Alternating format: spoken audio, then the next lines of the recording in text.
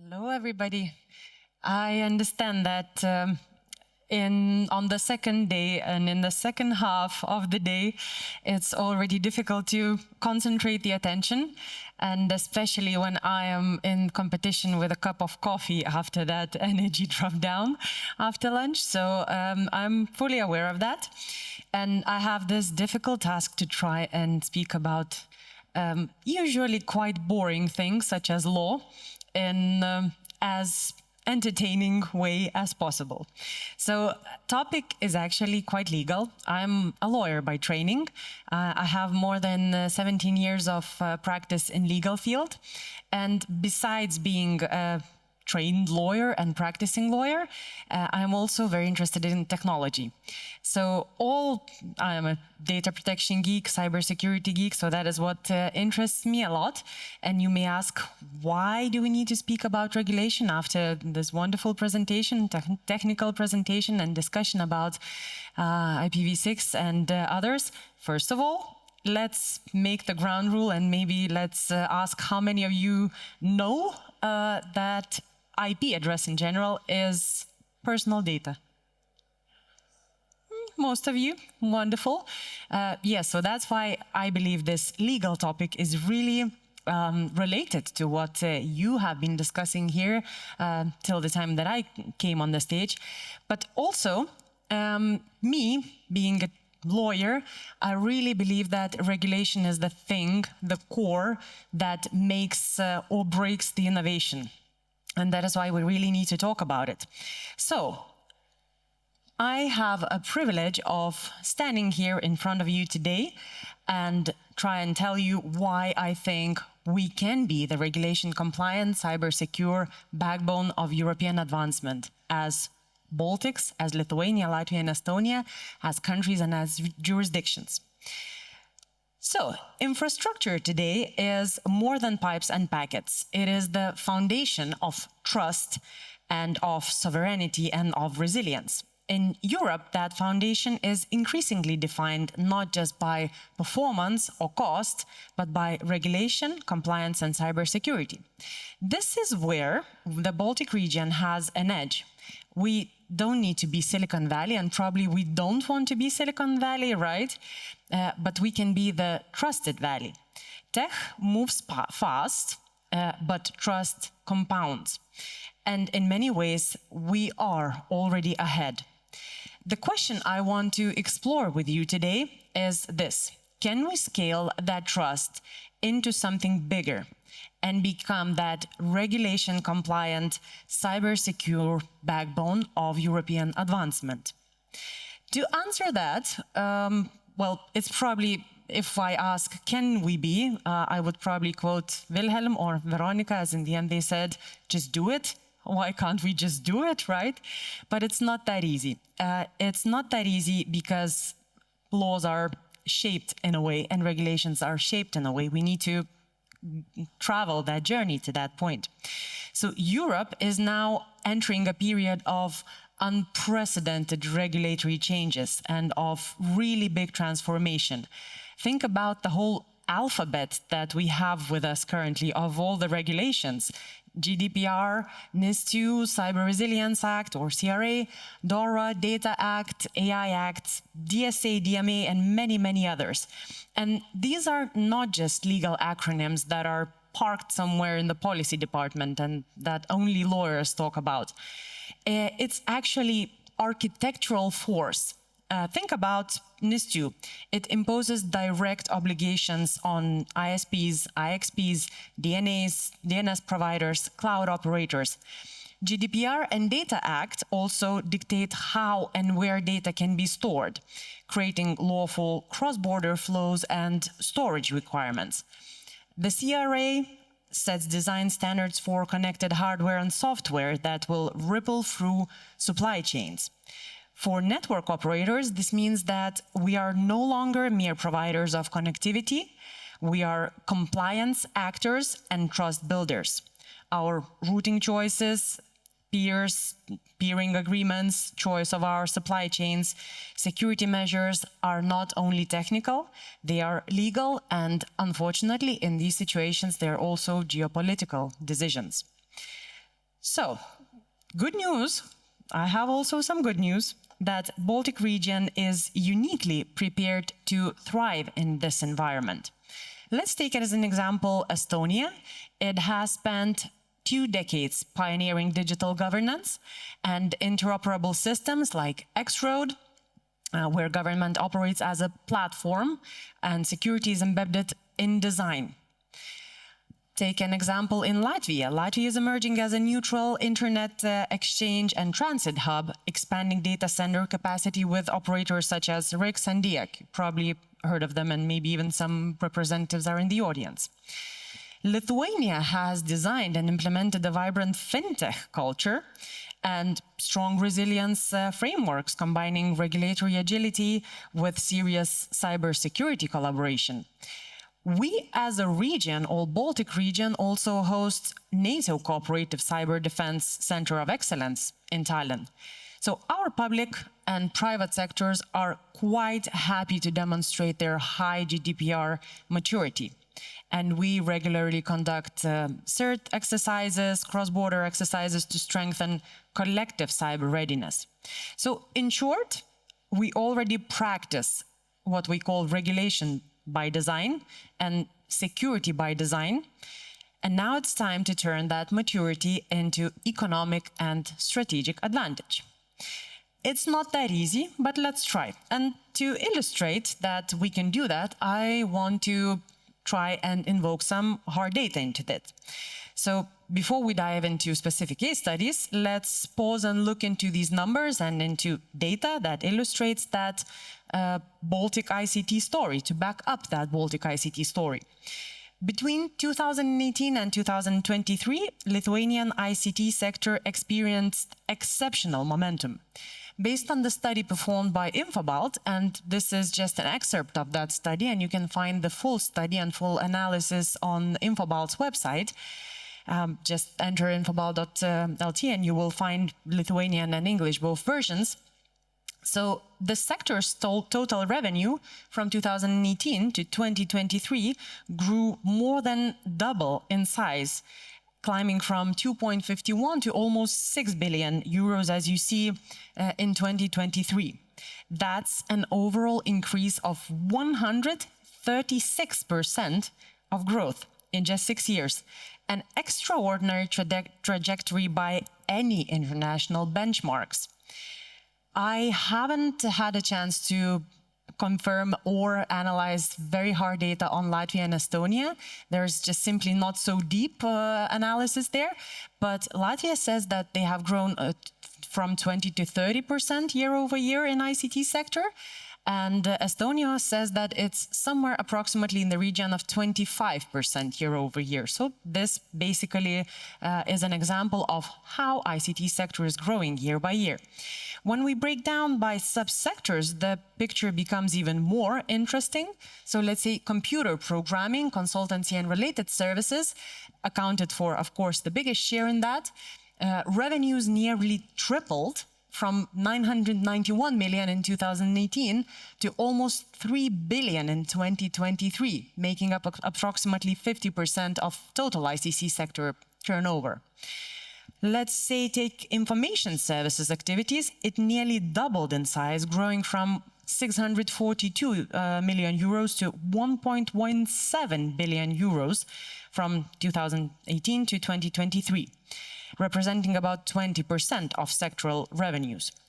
Telecommunications, unfortunately, showed relatively smaller growth, probably because of the mature market or intensified competition, but it still grew around 50% from 588 million to 883 million euros.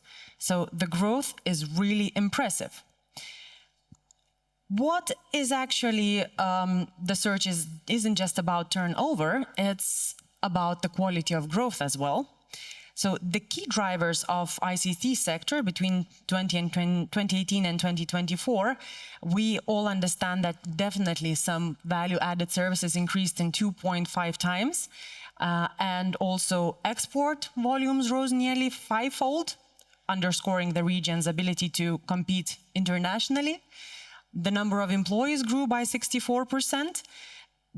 Of course, more importantly, value added per employee grew faster than employment rate itself, signaling strong productivity gains.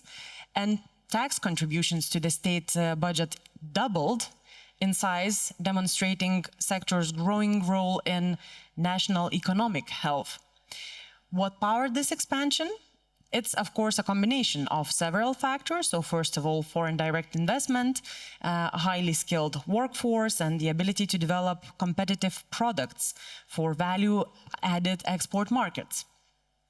But of course, we need to look into what's ahead of us, what's in front of us.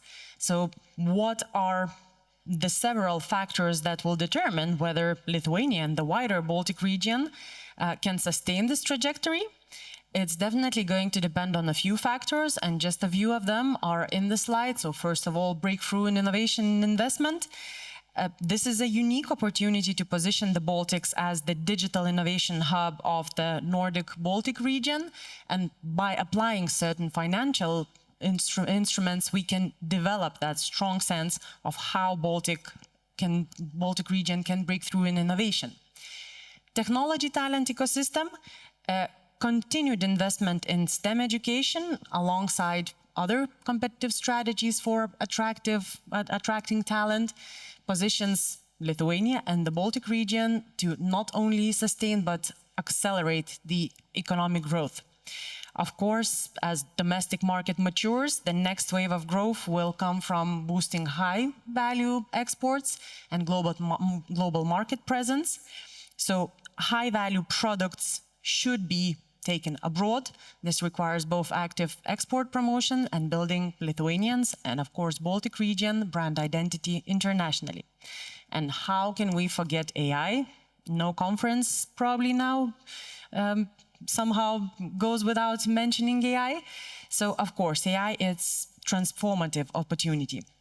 But in investing in that AI infrastructure, such as AI factories, which Lithuania and the Baltics are currently very much contributing to. InfoBalt itself is also a part of two major projects, starting with AI Gigafactory and other instruments that are going to shape AI world in the Baltics. So definitely we need to invest in that, and it can gain some traction in the Baltics as an attractive region here. So analysts such as Atomico forecast that Europe could become 8 trillion euros technology ecosystem within the next decade, creating more than 20 million high-tech jobs.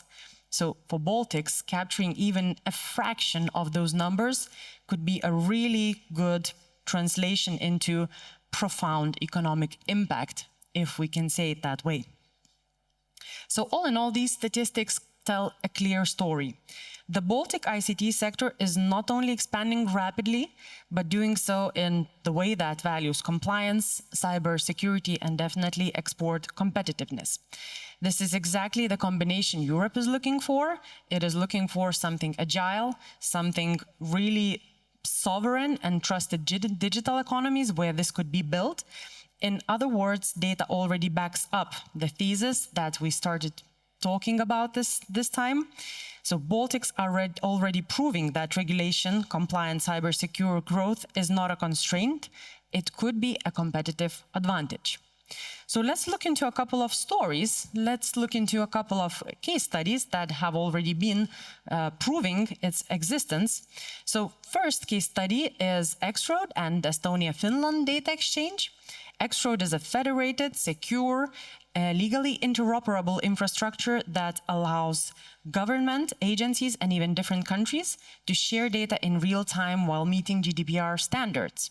Through X-Road, Estonia and Finland exchange population data, health records, tax information with full encryption and full accountability. It proves that infrastructure can be agile, scalable, and compliant all at once. Take Gaia X as a study. It's Europe's initiative to create a federated cloud and data ecosystem built on sovereignty and trust. Germany and France may be a bit ahead of us, maybe leading the first note, but smaller states are already contributing. the Baltics have a chance to position our IXPs, operators, and data centers as trusted gateways into Gaia-X and the emerging European data spaces. Here, our size, the fact that we're small, could be a really good competitive advantage. We can move faster, we can deploy more flexibly, and demonstrate compliance without the inertia of those bigger markets. Both of these examples show that trust is not a brake on innovation. Done right, compliance becomes a competitive feature. So what must we do? And how must we move from being Europe's edge to becoming its backbone? First, we need to promote Baltic IXPs and transit providers as regulation-compliant and cyber-resilience partners for European and global operators. Let's market the region as a trusted alternative to hyperscalers that still struggle with GDPR and EU sovereignty rules. Of course, we need to engage early in EU policymaking and standardization working groups. If we want regulations to support innovation, we have to influence them before they are already finalized and set. And now Lithuania has a perfect momentum to capture that, because it's going to preside over the EU Council in 2027, and it's going to form what the EU Commission is going to talk about and what the Council is going to adopt. So this is the right moment. If you have any pains, if you have any issues in the regulation and you want to change something, it's time to be vocal and to talk about it via associations, via building some good networks around that, and talking to the right people at the right time if you want your agenda to be on the table when Lithuania is already presiding over the EU Council. Third, of course, we need to build regional alignment. Legal, technical, infrastructure communities working together to speak as a one voice. That means you, as BalticNOG members, regulators, industry associations could coordinate and turn our legal maturity into an economic strategy. So the Baltics have already shown that small markets can lead in digital governance, privacy, and cyber maturity. The advantage is real, but it will not scale on its own. We need to align legal, technical, infrastructure strategies to meet the moment. Let's be clear, we don't want to be Silicon Valley, and we will probably never be Silicon Valley. We don't want to mimic it.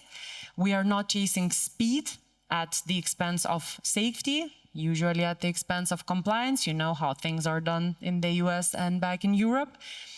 We're building different kind of ecosystem, one grounded in lawful, resilient, human-centered infrastructure. And we can build that trusted valley here, right here in the Baltics. But to get there, we also need the right balance. European regulators must protect those fundamental rights without over-regulating. And Europe, believe me, very much want to over-regulate a lot of things. The very infrastructure they now depend on, so Europe depends on that infrastructure, and we need to save it from over-regulation. Compliance should be a catalyst for innovation, but not a ceiling on it. If we get the right balance, the Baltics can help build Europe's future, not from the edge, but from the core. And this is my wish to all of you. Thank you very much, and good luck.